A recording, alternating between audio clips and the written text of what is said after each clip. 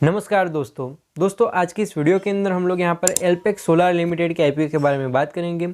दोस्तों हम लोग यहाँ पर डिटेल में एनालिसिस करेंगे इस कंपनी का। मैं आप लोगों को कंपनी के फाइनेंशियल फंडामेंटल भी समझाऊंगा। साथ ही साथ दोस्तों वीडियो के एंड के अंदर मैं मेरा आपको पर्सनल ओपिनियन भी दूंगा कि क्या आपको ये आईपीओ अप्लाई करना चाहिए या तो फिर आपको इसे अवॉइड करना चाहिए। और अगर दोस्तों आप लोग इस आईपीओ को अप्लाई करते हो तो क्या सिर्फ और सिर्फ लिस्टिंग इन पाने के लिए इसे अप्लाई करना चाहिए या तो फिर लॉन्ग टर्म के इन्वेस्टमेंट के लिए इसे अप्लाई करना चाहिए। तो चलिए दोस्तों बिना वक्त शुरू करते हैं आज के इस वीडियो को। और इसी तरीके के वीडियोस को पाने के लिए चैनल को सब्सक्राइब करके ऑल के नोटिफिकेशन बेल को ऑन करना ना भूलें। तो दोस्तों यहाँ पर कंपनी का नाम है एल्पेक्स सोलार लिमिटेड। अगर हम लोग बात करें इन लोगों के बिजनेस की तो ये जो कंपनी है वो यहाँ पर सोलार पैनल्स की मैन्युफैक्चरिंग एंड सेलिंग का बिजनेस करती है, जिसके अंदर ये लोग यहाँ पर मेनली दो तरीके की सोलार प्लेट्स बनाते हैं, जैसे कि यहाँ पर मोनोस्टेरल लाइन्स और यहाँ पर पॉलीस्टेरल लाइन्स। तो ये दोनों अलग अलग टेक्नोलॉजी के सेल वाली जो यहाँ पर सोलार प्लेट्स होती है वो ये कंपनी यहाँ पर बनाती है। और इन लोगों ने यहाँ पर दूसरी तीसरी ढेर सारी चीज़ों को अपने यहाँ पर मेंशन किया गया है, लेकिन मेनली ये लोग जो है वो यहाँ पर सोलार प्लेट्स बनाते हैं। प्लस उसके अंदर जो यूज़ होने वाले अलग अलग कंपोनेंट होते हैं, जो अलग अलग दूसरे पार्ट्स होते हैं, तो वैसी भी सारी की सारी चीज़ें ये कंपनी यहाँ पर मैन्युफैक्चर करती है। तो अब दोस्तों हम लोग डायरेक्टली ही बात कर लेते हैं यहाँ पर आईपीओ की इंपॉर्टेंट डेट्स और डिटेल की। आईपीओ जो है वो यहाँ पर 8 फरवरी के दिन ओपन होने वाला है, वहीं 12 फरवरी के दिन ये आईपीओ यहाँ पर क्लोज हो जाएगा। अगर मैं बात करूँ यहाँ पर प्राइस बैंड की तो 109 रुपीज़ से लेकर 115 रुपीज़ पर शेयर का प्राइस बैंड रहेगा। रिटेल कैटेगरी के अंदर जनरली दोस्तों हमें कट ऑफ प्राइस सिलेक्ट करने का रहता है, वहीं एचएनआई कैटेगरी के अंदर हमारे लिए जो टॉप वाला प्राइस है वहीं सिलेक्ट करने का यहाँ पर रहता है।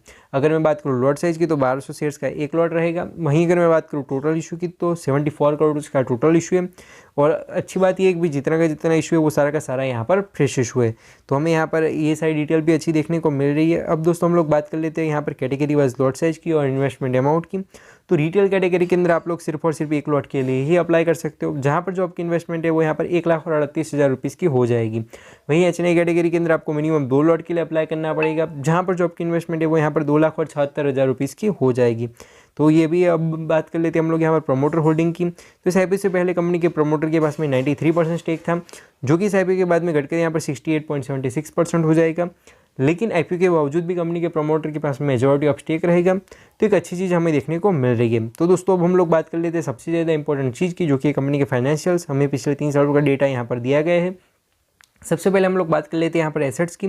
2021 के अंदर कंपनी के पास में 99 करोड़ एंड 35 लाख के एसेट्स थे, जो कि बढ़ते बढ़ते आज की तारीख के अंदर 141 करोड़ के हो गए हैं।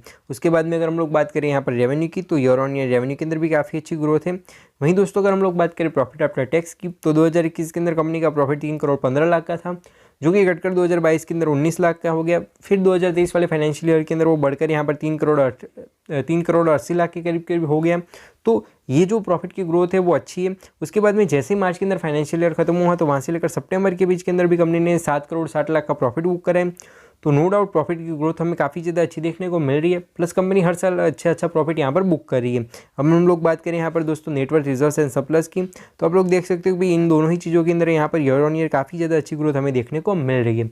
अब दोस्तों हम लोग बात कर लेते हैं यहाँ पर कंपनी की बोरोइंग की। अब ये थोड़ा सा समझने वाला मुद्दा यहाँ पर हो जाता है, क्योंकि 2021 के अंदर कंपनी के ऊपर करीब 30 करोड़ की बोरोइंग थी, जो कि बढ़ते बढ़ते आज की तारीख के अंदर यहाँ पर 41 करोड़ की हो गई है। अब मार्च के कंपेरेटिवली यहाँ पर सितंबर के अंदर जो बोरोइंग है वो नो डाउट थोड़ी सी यहाँ पर कम हुई है, लेकिन फिर भी आज की तारीख के अंदर कंपनी के ऊपर 41 करोड़ एंड 75 लाख की बोरोइंग है।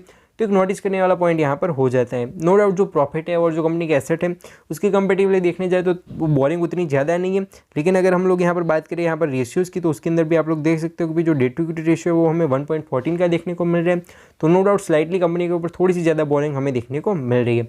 अब दोस्तों अगर हम लोग बात करें यहाँ पर आरओई की तो 9.55 का इन लोगों का आरओई है, तो ये मुझे पर्सनली थोड़ा सा कम लगा। लेकिन जो इन लोगों का आरओसी है, जो इन लोगों का रिटर्न ऑन कैपिटल एम्प्लॉयड है, वो हमें यहाँ पर 18.81% का देखने को मिल रहा है। तो ये पर्सनली मुझे काफ़ी ज़्यादा अच्छा लगा कि भाई साहब ये लोग जो पैसा अपने धंधे के अंदर लगा रहे हैं उसके ऊपर कंपैरेटिवली काफ़ी ज़्यादा अच्छे रिटर्न्स लाकर दे रहे हैं। वहीं दोस्तों अगर हम लोग बात करें रिटर्न ऑन नेटवर्थ की तो 9.55% की लोगों की रिटर्न ऑन नेटवर्थ है, तो ये भी हमें काफ़ी ज़्यादा अच्छी देखने को मिल रही है। वहीं दोस्तों अगर हम लोग बात करें यहाँ पर अर्निंग पर शेयर की और पीई रेशियो की, पोस्ट आईपीओ प्री आईपीओ दोनों को ध्यान में अगर हम लोग लेकर चलें तो यहाँ पर कुछ इन लोगों की 6 रुपीज़ की अर्निंग पर शेयर है और हमें जो यहाँ पर पीई रेशियो है वो 18 का देखने को मिल रहा है।